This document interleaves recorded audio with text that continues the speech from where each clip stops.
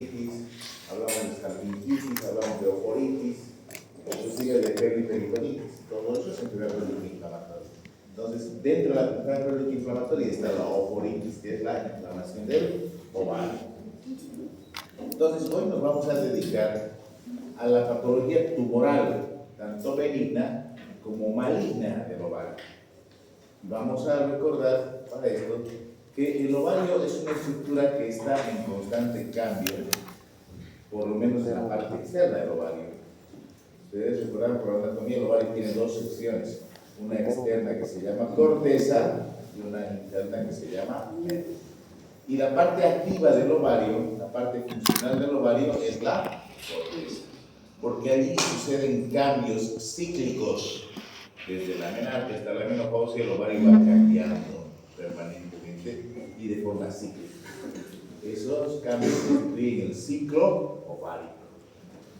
En la superficie del ovario normalmente encontramos los llamados folículos primordiales. Desde el nacimiento están presentes allí los folículos primordiales. Una niña nace, como saben por fisiología, con 700.000 a 2 millones de folículos primordiales, en cuyo interior se encuentra un ovocito, profase de primera división. Cuando llegan a la adolescencia ya no se habla de folículos primordiales, se habla de folículos primarios. Los folículos primarios son más o menos 40.000 los que llegan a esa edad. El resto se han desintegrado, han involucionado, y una niña al momento de iniciar sus periodos menstruales tiene alrededor de 40.000 folículos. De esos 40.000 folículos, aproximadamente 400 van a llegar a completar la maduración, es decir, más o menos uno por mes.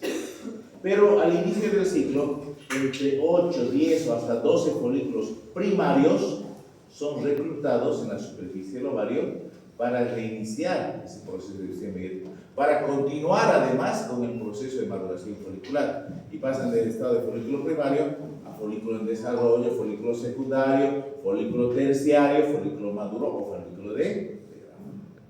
Alrededor del día 15, 14, ¿se acuerdan? Por influencia de una hormona llamada hormona luteinizante, el folículo estalla y libera desde su interior un ovocito secundario que está en segunda fase, en segunda división. ¿Cierto? Recuerden ustedes, este ovocito no se llama óvulo. ¿Cuándo va a ser óvulo? Dime cómo nos vamos. ¿Cuándo alcanza el grado de óvulo? Después de la fecundación. Solo si hay fecundación se llama óvulo, porque completa la segunda división. Si no, se desintegra. Bueno, pero alrededor de esas células foliculares, hablando de esas células foliculares, estas se transforman de células foliculares en células luteínicas. Y las células luteínicas siguen en proceso de maduración, siguen creciendo y dan lugar a lo que se llama el cuerpo lúteo. Este cuerpo lúteo, si no se ha producido embarazo, involuciona y da origen al cuerpo. Recuerden que en la primera fase hay una influencia bien activa de los estrógenos, y en la segunda fase hay una producción bien activa de la progesterona. Y es así que se llama el ciclo ovárico, con una fase preovulatoria que es la fase folicular y una fase posovulatoria que es la fase lútea. Fase folicular, fase lútea para el ciclo ovárico.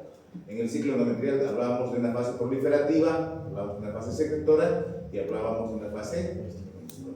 En el ciclo ovárico hay una fase folicular y hay una fase lútea. ¿Y por qué es necesario recordar esto? ¿Por qué estoy hablando? Claro, porque les puedo preguntar ahora en su examen, pero también quiero recordarles por qué.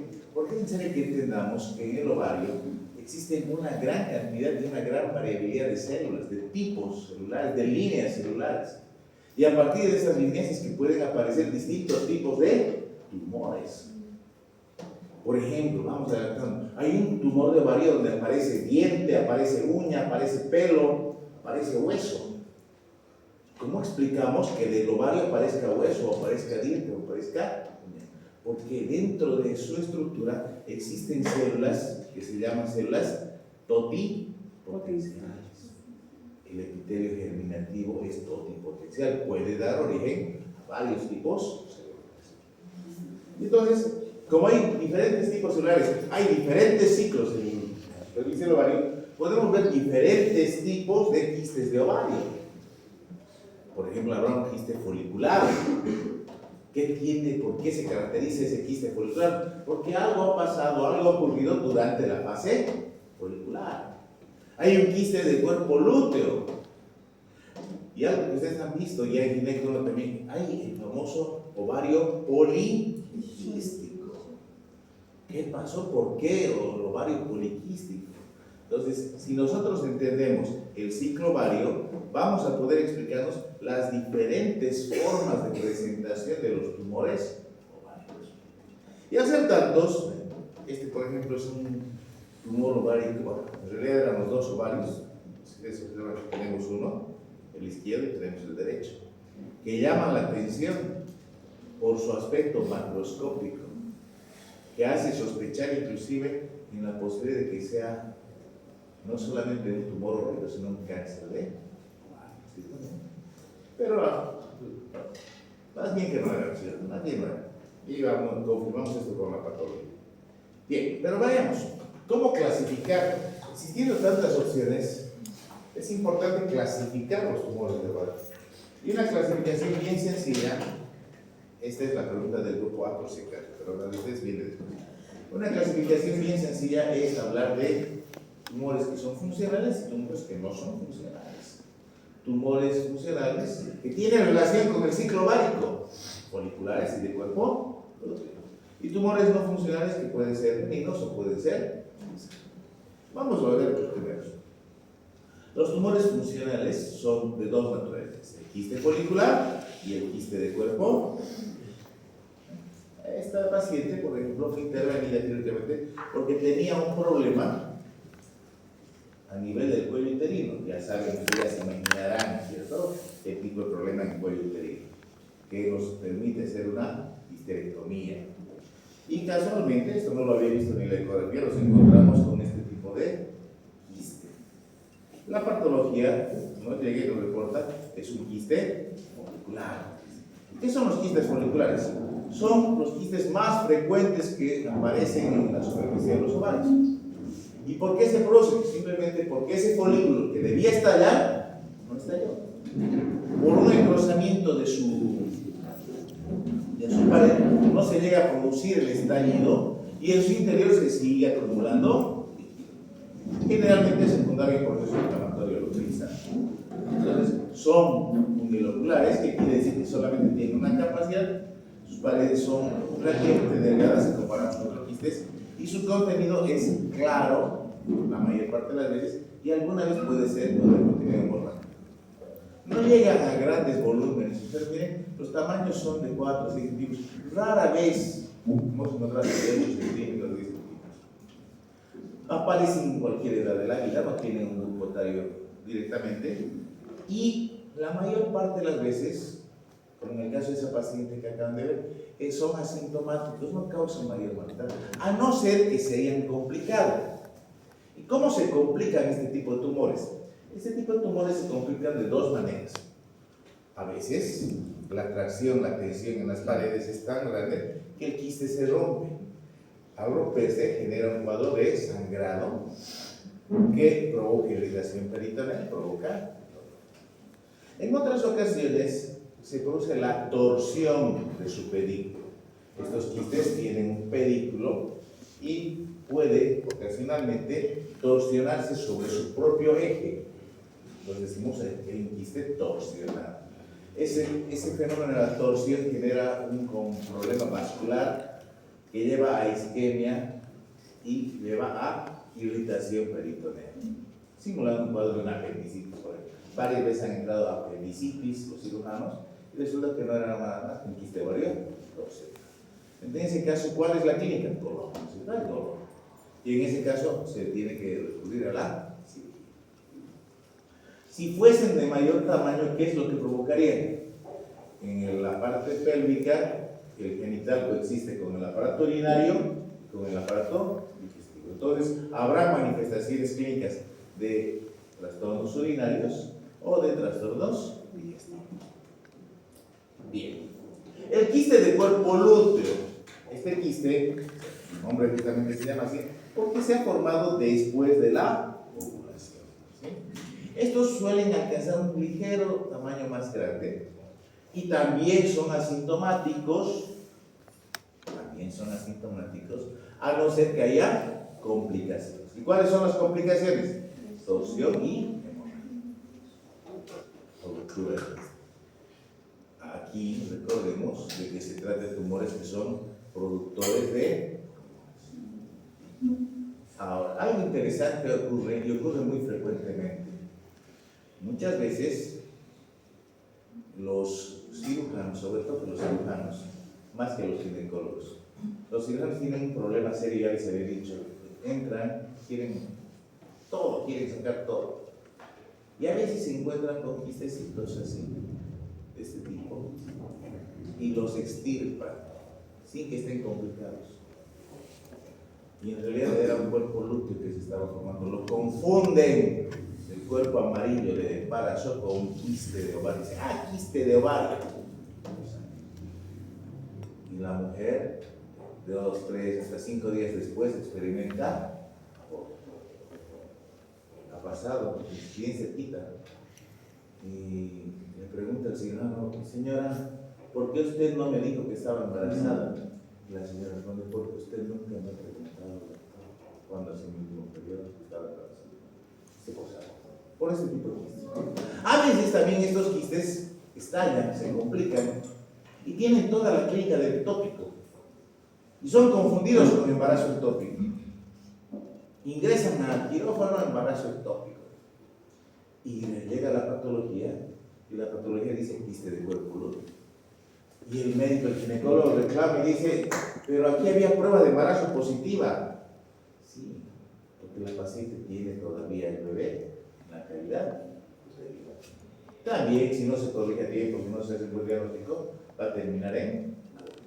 ¿Sí, no? Entonces hay que tener mucho cuidado. Quistes de cuerpo lúteo, aquí está el quiste folicular, por ejemplo, aquí está el quiste de cuerpo. Ya vamos a ver estos quistes. Bien, aquí un poquito recordarles un tema que ya han estudiado ustedes en Gineco 1, que es el síndrome del ovario poliquístico. El síndrome del ovario poliquístico se caracteriza por una anovulación crónica. Ovula. Al no haber ovulación, ¿qué ocurre con esos folículos maduros? Pues van apareciendo varios en la superficie del ovario. Pero esta no es la causa de los síntomas del síndrome del ovario poliquístico. Esta es la consecuencia de la falla. En el síndrome del ovario poliquístico nosotros asistimos a un trastorno del ciclo hormonal que ustedes saben muy bien, se inicia en el hipotálamo, continúa con la hipófisis y luego pasa al ovario. En esa relación que hay entre el hipotálamo y la hipófisis se observa una secreción inadecuada de la gonadoliberina o de las gonadotrofinas. Entonces, la FSH no es capaz de estimular el crecimiento del folículo ovárico de forma adecuada. El folículo ovárico crece de forma anormal, no llega a producir los niveles de estrógeno necesarios para que se produzca la ovulación. ¿Ustedes se acuerdan? Pico de estrógeno igual pico de LH igual ovulación. No se llega a producir aquello. Entonces esta mujer asiste a un estado de anovulación crónica. ¿Y por qué irá a la consulta esta mujer? Esta mujer va a ir a la consulta por varios motivos. A veces como consecuencia de un hallazgo casual, ¿sí? Pero generalmente acude por trastornos del ciclo menstrual, sangrados que son ausentes al inicio o sangrados que se presentan con mucha fuerza más adelante. ¿Y por qué está ocurriendo esto? Porque el endometrio es el órgano blanco de los estrógenos. ¿Y qué está pasando con esos estrógenos? Están estimulando, así aún sean secretados de forma irregular, estimulan fase proliferativa. ¿Hay fase secretora? ¿Habrá fase secretora? ¿Por qué no hay fase secretora? Porque no hay ovulación, ¿cierto? No hay transformación de cuerpo de folículo a cuerpo Entonces no hay. Y ocurre que el endometrio va creciendo, va creciendo, va creciendo, estimulado por estrógenos de manera irregular y no hay menstruaciones. Y finalmente, si logra crecer, la parte más distal ya no recibe sangre, ya no la alcanza. Y esta zona entra en isquemia, y así varios islotes entran en isquemia, y acude ahora por sangrado normal. Esta mujer puede ir a la consulta del ginecólogo también. ¿Por qué? Porque no puede embarazarse. Esta es una causa de esterilidad. No hay ovulación. Esta mujer puede ser referida finalmente por el dermatólogo o la dermatóloga, que le envía porque tiene un caso de acné que no puede resolver. Y le dice, anda al ginecólogo para que te vea si tus ovarios están sanos. Así le manda la dermatóloga. Y resulta que tenemos un cuadro que se llama de hiperandrogenismo. El hiperandrogenismo se va a manifestar inicialmente por acné, seborrea y alopecia. Eso le va a provocar el dermatólogo. Y la dermatóloga le pone cremitas, y no lo resuelve. Y requiere resolución por ginecología. Y hay que resolverlo. Y hubo una época en que en el ovario poliquístico lo que se daba era anticonceptivo. Es más, todavía se puede dar anticonceptivo. Pero no se da cualquier anticonceptivo. Se tiene que dar anticonceptivos que tengan un efecto antiandrogénico. Que el progestágeno de ese anticonceptivo tenga efecto antiandrogénico. Pero que estamos viendo, hay andrógenos. Entonces, están actuando. ¿Cómo vamos a corregir la consecuencia?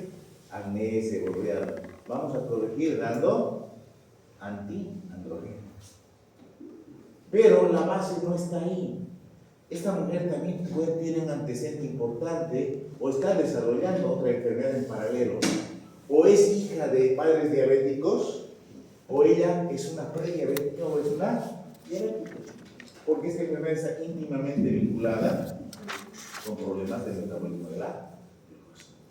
Entonces, el síndrome del ovario poliquístico aquí lo mencionamos porque es una consecuencia, en realidad no es la falla. Hay que corregirla. ¿Dónde está la falla? Para solucionar la consecuencia. Los periodos se le van a regularizar, va a comenzar con ovulaciones, más se les puede embarazar antes de lo programado, y se va a corregir el problema. ¿Sí? ¿Cuál es el lapso de tiempo entre la falta de la menstruación hasta el sangrado normal? Es muy variable. La secreción de los estrógenos es totalmente irregular, puede variar bastante. Y es más, después del tratamiento puede volver a caer. Es una enfermedad que tiene una alta tasa de recidivas. Los antiguos usaban un criterio: embarázate y se te va a corregir, le decían. Y le decían, el tratamiento es tu embarazo. Es una enfermedad que va a recidivar. Es una enfermedad para la cual la mujer ya está predispuesta, incluso genéticamente. ¿Sí? Bien, eso lo mencionamos porque el ovario poliquístico es tema de gineco 1 y ya va a explicar. Bien, ¿cómo clasificar el resto de los ovarios? El resto de la clasificación es más compleja, decíamos, porque hay varios tipos celulares. Quizá la clasificación más sencillita, la más fácil de entender, es esta, donde tomamos en cuenta el origen, de dónde viene el tumor. Hablamos del epitelio superficial, hablamos de las células germinales, hablamos de tumores del estroma y de los cordones sexuales y hablamos de otro tipo de. Y como pueden ver, en cada categoría hay distintas variedades de tumores. Del epitelio, del estroma, de las células germinales y de los cordones. ¿Por qué? Porque hay diferentes tipos celulares y tenemos que ir identificando estos. Hablemos de los del epitelio superficial, tumores derivados del epitelio superficial. Bueno, dependiendo del tipo de epitelio que tenemos, encontraremos tumores con contenido seroso. En este caso se llama cistoadenoma y el apellido le ponemos seroso. Si es benigno y si es maligno, ¿cómo le pondremos? ¿Cómo le ponemos si es benigno? Si es benigno es cistoadenoma. ¿Cistocarcinoma? Cistoadenocarcinoma. Cistoadenocarcinoma. ¿Qué? Seroso. Lo mismo hablaremos con el mucinoso. Cistoadenoma. Mucinoso. Cistoadenocarcinoma. ¿Sí? Veremos diferentes tipos. Dentro de los tumores serosos hemos hablado de que quizá el más frecuente es el tumor llamado cistoadenoma seroso. Ahora, existen también los que se llaman limítrofes. Los limítrofes son esos tumores que están entre benigno y maligno, que no tienen la característica de cáncer, pero puede potencialmente ser maligno, ¿sí? Ahí está un cistoadenoma. Este es un cistoadenoma. Estos suelen ser grandes, suelen alcanzar volúmenes importantes. Al principio son asintomáticos, pero luego van a dar manifestaciones por compresión, ¿cierto? Por tracción. Dolor porque comprime a los vecinos, tracción de los filetes. Pueden complicarse también por torsión, por ruptura. El contenido básicamente es líquido. Esta es la versión maligna. Este es el cistoadenoma carcinoma. La patología del benigno, la patología del maligno. ¿Quién identifica? Es la patología actual. En medicina, el diagnóstico final siempre lo va a dar la anatomía. Estos tumores, los llamados mucinosos, de los cuales hay la versión benigna, que es el cistoadenoma, y la versión maligna, que es el cistodenocarcinoma, con esos borderline que son eficaces, son tumores que se caracterizan por la producción de moco. A diferencia de los otros, que es líquido, aquí es moco, el líquido es mucoso. ¿Por qué? Porque su epitelio es un epitelio productor de moco. Entonces, suelen ser los tumores más grandes, vistos en la superficie del ovario, alcanzan volúmenes considerables. Aquí está un ejemplo. El más grande entraba en un lavador de esos de plástico. Entre 4 tuvimos que cargar. Y aquí hay una situación bien peculiar. Estos tumores, como en realidad todos los tumores de ovario deberían ser, tienen que sacarse íntegros. Tienen que sacarse completos. De ahí la trampa que hacen los cirujanos de laparoscopistas. Es decir, te voy a operar tu tumor de ovario, no le decimos si es benigno o maligno, es tumor, hasta tener la biopsia, por vía laparoscópica con una herida chiquita. ¿Y qué se hace para sacar un tumor de ovario con heridas chiquitas? Lo tienen que aspirar, los chicos lo funcionan, lo aspiran. ¿Y dónde va el contenido? ¿Directo al aspirador? No, puede caer a cavidad peritoneal. ¿Y qué pasa si cae a cavidad peritoneal un tumor cuyas células son especialistas en producir moco? Esas células se pueden sembrar. ¿Y qué va a pasar con esta mujer que inicialmente tenía un tumor benigno? Va a tener la clínica de un tumor maligno. ¿Por qué? Porque esas células van a continuar produciendo moco. ¿Y a qué lleva la producción continua de moco? A caquexia, ¿no es cierto? A pérdida de peso, a compromiso del estado general. Este cuadro se llama el pseudomixoma peritoneal, cuando nosotros hemos provocado la siembra de células mucinosas en cavidad abdominal. Es una iatrogenia. Estos tumores tienen que salir íntegros. Hay que asegurarnos de que no se siembren células. ¿Sí? Importante ese dato. Entonces, un tumor que era benigno, ahora se comporta como si fuese por una iatrogenia.